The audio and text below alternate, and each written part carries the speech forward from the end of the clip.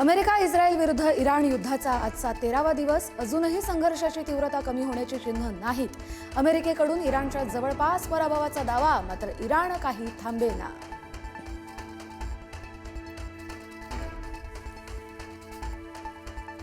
संयुक्त राष्ट्रांच्या सुरक्षा परिषदेमध्ये भारतासह 13 देशांकडून इराणचा निषेध. इराण विरुद्ध मोठी जागतिक एकजूट. रशिया आणि चीनची मात्र तटस्थ भूमिका.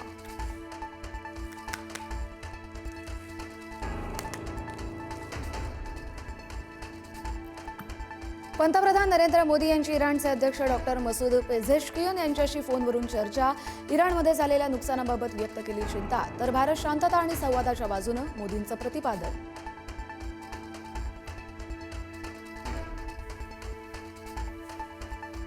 युद्ध सुरू झाल्यापासून पंतप्रधान मोदींचा पश्चिम आशियातील 9 देशांच्या नेत्यांची चर्चा. युद्धामुळे निर्माण झालेली परिस्थिती आणि तणाव कमी करण्याचे प्रयत्न.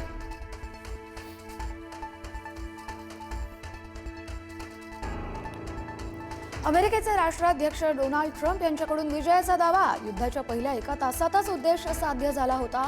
डोनाल्ड ट्रम्प यांचं मोठं विधान.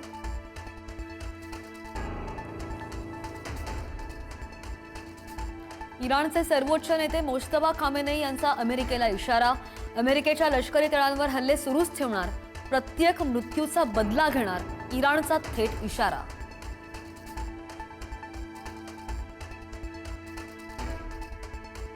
इराणच्या पाठिंब्यानं लेबनॉनमधील हिजबुल्ला या दहशतवादी संघटनेचा इस्रायलवर मोठा हल्ला.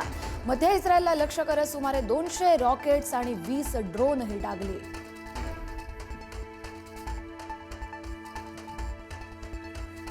बुकिंग केल्यानंतर 60 तासांमध्ये गॅस सिलेंडर मिळणार. पेट्रोलियम मंत्री हरदीप सिंग पुरी यांची माहिती.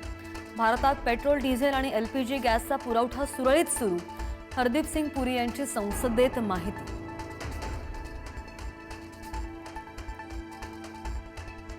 मुंबईतील 40% हॉटेल्सना गॅस टंचाईचा मोठा फटका. 20% हॉटेल्स पूर्णतः बंद, तर काही हॉटेल चालकांनी पदार्थांची संख्या घटवली.